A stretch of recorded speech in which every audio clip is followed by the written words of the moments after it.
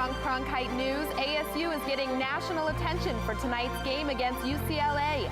We have coverage from Sun Devil Stadium and Los Angeles before the big game.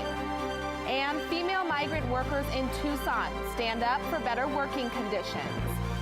Plus, elementary school students in Phoenix are testing out their green thumbs.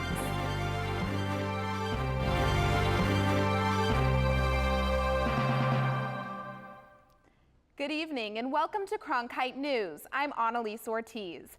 The countdown is on to the blackout. In just 2.5 hours, ASU faces UCLA in the biggest college football game of the weekend. Now, both teams are ranked and a lot is on the line. Our team is reporting from both camps tonight. Bethany Reed is out at Sun Devil Stadium in Tempe, and Jillian Lopez is live from our Los Angeles bureau. We're going to start with Bethany. What do we have in store for tonight's game? Tonight we have number 15 ranked Arizona State Sun Devils against the 11th ranked UCLA Bruins. Both teams are currently undefeated with records of 3-0. Tonight's game has a lot on the line though, because this game often decides the division winner. Here at Sun Devil Stadium, the football team is prepping for what they say is a crucial game for the division. This is the toughest opponent we've had all year. It's the game that decides the South. As long as I've been in this conference, the winner of this game goes to the conference title. And I think, obviously, besides those guys down south that wear navy blue and red, if you ask any of our upfront linemen who they want powder blue. With quarterback Taylor Kelly out from a foot injury, backup Verka Vici is ready to lead the team against UCLA. I'm excited. I'm ready to move this team down the field, get that defense going. You know, get pick sixes for touchdown. I'll be the first one in the end zone cheering them on. Kickoff returns for touchdown. I'll be the first one to get them going. You know, we'll be ready. The team has been holding extra practices to be ready for the Bruins. This is the games that our fans want to see, our coaches want to coach in, and our players want to play in. And so we have to go win them. Kickoff is in less than 3 hours, and I'm already seeing lots of fans out here in their blacked out gear ready to support the Devils in this showdown. There's still no word on UCLA's quarterback Brett Hundley, but Coach Graham says the team is prepared either way. Live at Sun Devil Stadium, I'm Bethany Reed, Cronkite Sports. Now, of course, there is another team in this game, and the Bruins have to contend with an injured quarterback as they face the Sun Devils. Cronkite News reporter Jillian Lopez joins us live now from our Los Angeles bureau with how the other half of this Pac-12 feud feels about tonight. Thanks, Annalise. While the Devils have already been in school for more than a month, UCLA students will saunter in for their first day of class on Monday. With all the distractions summer vacation can offer, I suspected UCLA students might not have as much school spirit as our fellow Sun Devils, so I went to Westwood to test my hypothesis. I actually didn't know there was a game tonight. Well, honestly, I know absolutely nothing about football. Not all students are oblivious to the big game tonight. I'll be at the stadium. We're going down with a group of UCLA fans, and we're going to pack Sun Devil Stadium. So. Yeah, I do. I watch every game since I was really little. It should be a good game. ASU's pretty good. I watched the game last year. I stumbled upon a couple of UCLA basketball players and got their opinion on the game. I think our football team is going to beat ASU tomorrow. They're really good, 3-0 right now, looking to make it 4-0. Now, my sister happens to be one of those UCLA students enjoying an extended summer. She may not be in class just yet, but I'll be sure to track her down and rub it in once the Sun Devils win tonight. Live from Los Angeles, I'm Jillian Lopez, Cronkite News. Now, with tonight's game garnering national attention and with domestic violence dominating most pro sports headlines, collegiate sports are working on their own anti-assault policies. ASU head coach Todd Graham says he has a simple, common sense approach. When I first got here, I spent a lot of time with just minimum expectation stuff that to me are just minimum. It's just a minimum expectation to go to class. It's just a minimum expectation to be respectful of other people. That's just minimum expectation. It's a minimum expectation that you're not going to get arrested or you're not going to, do something to embarrass your team, right? Now, Cronkite News reporter Mackenzie Scott is tracking how the rest of ASU is responding to a new presidential initiative to reduce campus sexual assault. Mackenzie? Allegations of sexual assault have been an issue at ASU this year, but I spoke to campus leaders who plan to bring more awareness and change. I was sexually assaulted in high school, so when I came to college, I knew that it was an important issue to me. And it's an important issue at the White House. President Barack Obama announced the It's On Us campaign. It's asking college students and their parents to talk about sex assaults and consensual sex. Kat Hoffland is a sophomore and president of I Always Get Consent, an ASU club that promotes awareness of assault. Hoffland says that assaults on college campuses are common. 1 in 5 women are sexually assaulted in their time at college or university, so when I hear that people are being assaulted around the ASU campus, it doesn't surprise me. But she and others on campus are part of organizations trying to raise awareness. Earlier this year, ASU President Michael Crow initiated a task force on sexual violence. A member of the task force, Aaron Krasnow, says that they are going to be implementing a new required class this semester. Every ASU student will be receiving additional training in consent and respect, which is an online module focused on awareness, prevention, and intervention with sexual violence. He says that ASU and its students are bringing more awareness to the issue, and Hoffland agrees. People are hearing our message. I think it's still difficult for people to put together, but these little events, they always help. It always helps to reach out to people, and I think people are really beginning to understand what the issue is. Tempe USG President Cassidy Possow told me that one of the main issues on campus is lighting. She hopes to get better maintenance so students feel safer and so sexual violence stops. Live in downtown Phoenix, Mackenzie Scott, Cronkite News. We go live now to Washington, D.C. with Brittany Bade for more on Cronkite News from the nation's capital. The Attorney General is resigning. Hear what the president has to say on the loss of the top DOJ official. And all around Washington, government buildings are beefing up security after potential terror threats.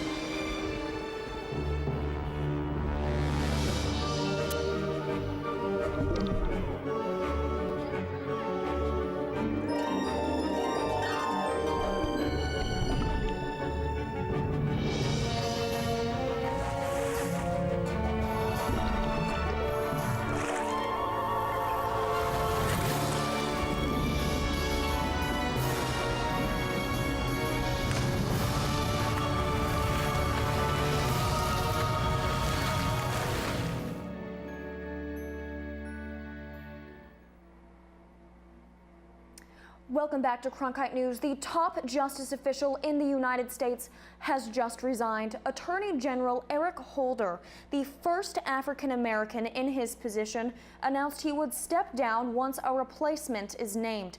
President Obama praised Holder's work over the past 6 years. We could not be more grateful for everything that you've done, not just for me and the administration, but for our country. This week, the United States began targeted airstrikes in Syria, raising the threat for a terrorist attack back here in the United States. Cronkite News reporter Stephen Hicks has the story. On top of firing missiles at ISIS, the U.S. is also targeting the Khorasan group. It's a group that U.S. security officials say are planning imminent attacks on the United States, heightened today by reports that they're targeting U.S. subways. However, the people I spoke with didn't seem too worried about it. I feel fairly safe.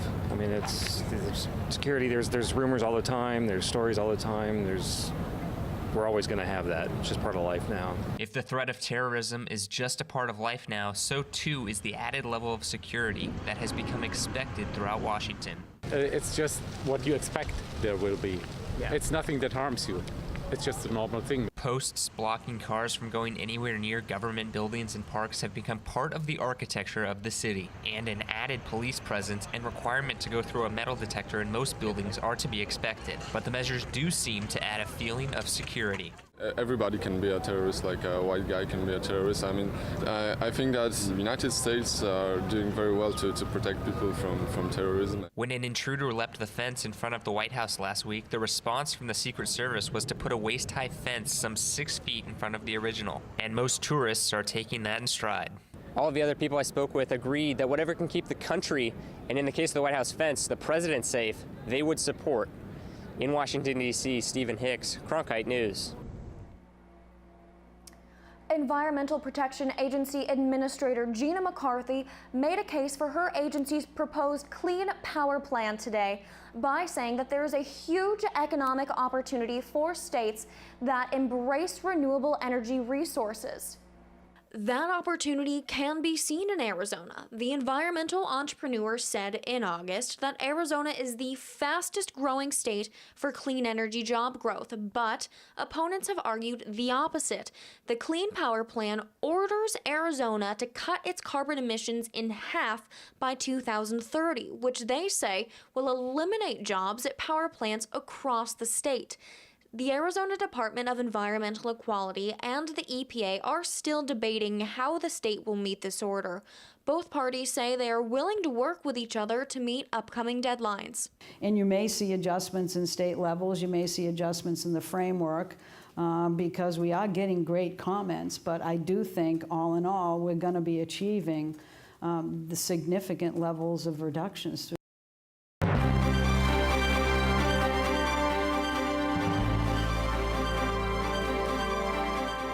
Let's go back to Phoenix now with Jamie Warren for What's Next. This organization is knocking on doors to increase the Latino vote. And community members meet with Maricopa County Sheriff's Office to resolve racial profiling issues.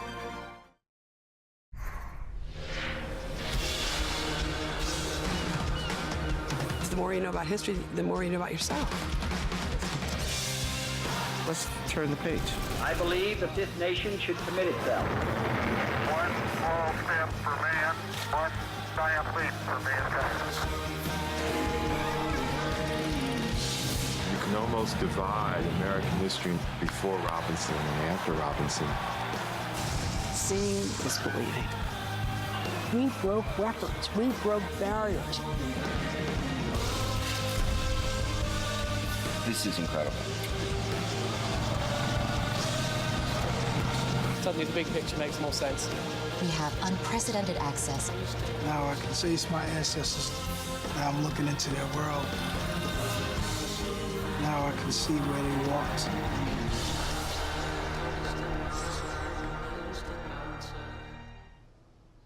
Welcome back to Cronkite News. Today, the American Civil Liberties Union filed a lawsuit challenging the Show Me Your Papers provision of SB 1070, Arizona's controversial law on illegal immigration. Courts have overturned many of the law's key provisions, but the U.S. Supreme Court upheld the requirement that police check the immigration status because there was no specific case of someone claiming harm from those interactions. This new lawsuit claims that the Pinal County Sheriff's Department improperly detained a woman and then delivered her to the Border Patrol after a traffic stop. She was held for 5 days. Miss Cortez is a victim of domestic violence. She's been going through her immigration sort of proceeding to get her legal status. She has 3 young children. Her detention, this stop and then this detention and arrest resulted in a pretty horrific experience for her and her family. As tensions in Pinal County rise, the community of Guadalupe met with a federal monitor to discuss racial profiling in their community by the Maricopa County Sheriff's Office. Reporter Lacey Dara was there to see how both sides are trying to move forward. Tensions were high yesterday at Frank Elementary School, where community members met to discuss issues and opinions on the Maricopa County Sheriff's Office. 90% of the people 90% of the people, including the sheriff, are people who are cowards and who are corrupt. Last year, a federal court found that MCSO racially profiled Latinos during traffic stops, violating their constitutional rights. I never was, I never are, I never will be a criminal. I am a decent person. Chief Robert Warshaw, who was appointed by a federal judge as a monitor in the case, said that there are 87 items on a compliance checklist that are being closely examined by his office. Of those 87, 76 are still not in full compliance. The numbers are not good. Los números no son buenos. But that does not mean that we have not seen evidence that the Maricopa County Sheriff's Office is not trying. Chief Deputy Jerry Sheridan stressed that things in his office are changing rapidly, and he is hoping that the opinion of the community will begin to change as well. We continue to go back and talk about what happened 6 years ago, 8 years ago. We can never move forward. But longtime members of the community say that they can't just forget the injustices of the past. If we're going to keep going forward, we're going to have to correct the wrongs that were done back then. From Guadalupe, Lacey Darrow, Cronkite News. Chief Warshaw says that this is just one of many meetings that will be held in Guadalupe to try and repair relationships between the citizens and the sheriff's office.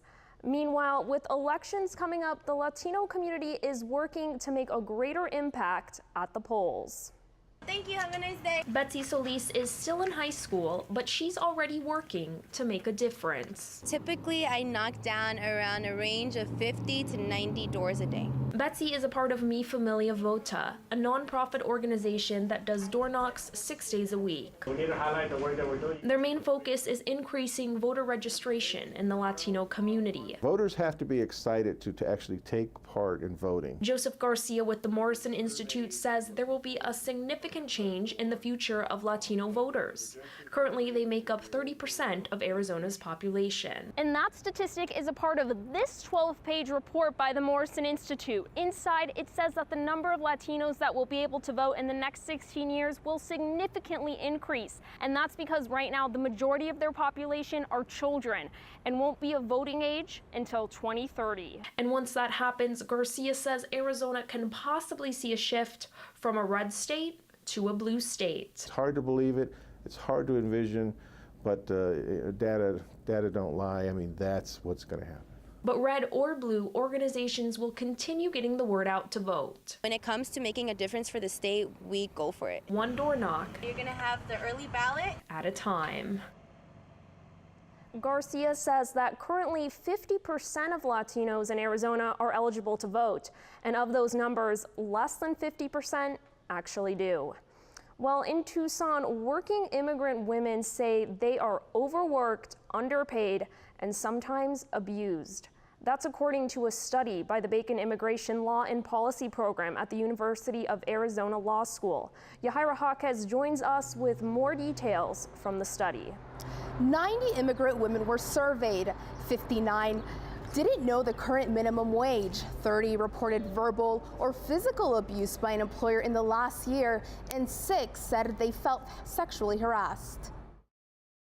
Does this mean that you're not gonna pay me or what? And she said, oh, no, I'm gonna pay you. I'm gonna let you go for 2 weeks, just rest 2 weeks, and then you'll get your money. That money never came until Adelina Lopez decided to take action. Then that's when I went to the law clinic at the U of A.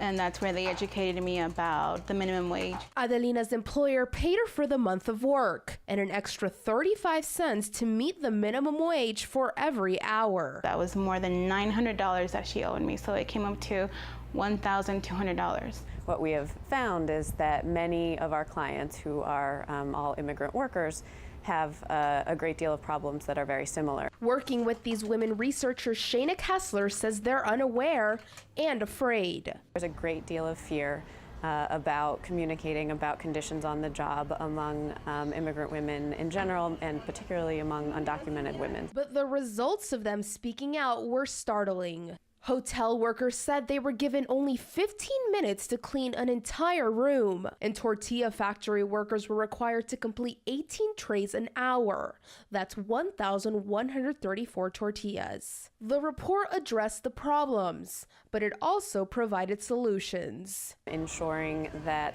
the protection and the coverage of the laws affects a broader range of workplaces. Employers and employees would benefit the workforce as a whole. For Adelina, she hopes the community listens and her fellow workers speak up. Adelina is now a dreamer. She works in fast food and volunteers at the U of A Workers Clinic. Live in downtown Phoenix, Yahaira Jaquez, Cronkite News. Let's send it back to Annalise Ortiz in the Broadcast Center. Coming up, a star is born at the Reed Park Zoo. we'll introduce you to the state's newest celebrity. Don't wait for an invitation. No need for reservation. This life is an exploration, and you gotta see what I see in you. I can't wait 1 minute more.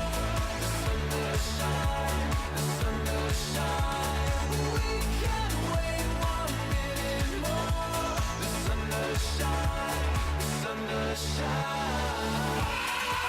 There's a key that opens the door.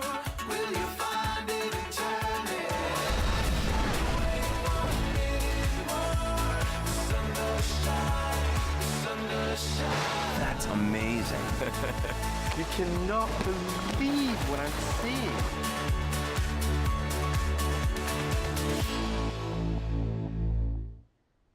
It's the most important meal of the day, and some Arizona schools are making progress toward increasing breakfast in the classroom. I went to one elementary school that focuses on both nutrition and natural processes that put food on the table. And get yourself ready for breakfast, please. As these Maryland elementary school students are filing into class, they're also ready to munch. Take one of each, everybody. Breakfast in the classroom is one way Arizona schools are combating distractions that come with hungry bellies. Fewer kids coming to the nurse's station with headaches, stomach aches, being restless in class, fewer, better attendance records. But here at Maryland, it's about more than nutrition. Once these students step out of the classroom and into the garden, they learn more about where their food comes from and how it's produced. This school garden is where students get to see hands-on all they've learned about the plant cycle. I grew tomatoes to make pizza. There are about over 200 children who get to garden every other week. This puts the plant life cycles and the insect life cycles in front of these kids for the whole year. In fact, Maryland just received a grant from the Western Growers Foundation to help them improve their garden. And eventually, the kids get to eat the fresh veggies they grow in the schoolyard.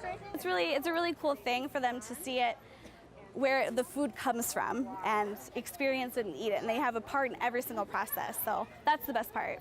Teaching them the importance of a healthy meal and to appreciate the process that creates it. I see a seed out there. Now, representatives from the U.S. Department of Agriculture told me they were impressed with Arizona's strides toward healthier meals in public schools. And now it does feel like a good evening for dinner on the patio. Katrina Arroyos is tracking your Cronkite News weather. Katrina? Well, temperatures are a bit hot, but we will cool off later tonight. Currently, we're at 101 degrees. Our humidity is at 22%. In and around the valley, we see Mesa at 100, Tempe at 101, Scottsdale at 100 as well. We can see in and around the state, 98 in Tucson, 77 in Flagstaff. Tonight, the big game against UCLA. Game time is at 7, and temperature to expect is 98 degrees. While we heat back up tomorrow, our highs are in the triple digits, 101 in Phoenix and 100 in Yuma. As you can see, there's moisture building up in Northern California. That's going to make its way into Arizona, bringing us storms throughout the weekend. As you can see from our 5-day forecast, we have a 50% chance of rain on Saturday. Keep your umbrella handy, but only for that day. We're going to decrease to a 20% chance on Sunday, and then we are also going to decrease our temperatures, 91 on Sunday, 88 on Monday, and back up to 90 on Tuesday. For Cronkite Weather, I'm Katrina Arroyos. Finally tonight, it's an Arizona first. Reporter Megan Guthrie takes us to Tucson for a big celebration for a very big baby. Last week, a baby elephant made her public debut here at the Reed Park Zoo, and starting today, the park is finally unveiling her new name. Music plays, cameras flash, and crowds gather as a new and rather large star makes her debut. The new baby elephant's out. It's her one month old birthday, so everybody's celebrating it. So if you come here, I hope you have a good time. Anticipation is high to see a glimpse of the first baby elephant born in Arizona. She is a little bit of a celebrity. She's 343 pounds of celebrity as of this morning, and she's doing very, very well. We're very excited. Reed Park is the first zoo in Arizona to establish an elephant breeding herd. The zoo's director of education, Vivian Van Penen, says she hopes the excitement will increase awareness. This isn't just about Reed Park Zoo or even the state of Arizona. This is a national effort. We work with our colleagues all around the country, our partners in San Diego, other accredited zoos all around the country, to really look at what's best for elephants, not only in the United States, but in the wild as well. The public had about a week to vote on this little one's new name. The choices, Mvula, meaning rain in Siswati, or Nandi, which means sweet. I would name her Dumbo. Despite some debate, today the name is announced. The winner, Nandi. And while excitement continues over the calf, Nandi is exploring her new surroundings in front of her adoring public. In Tucson, Megan Guthrie, Cronkite News. It's just too cute. Well, that's all the time we have for Cronkite News tonight. Thanks for joining us. Good night.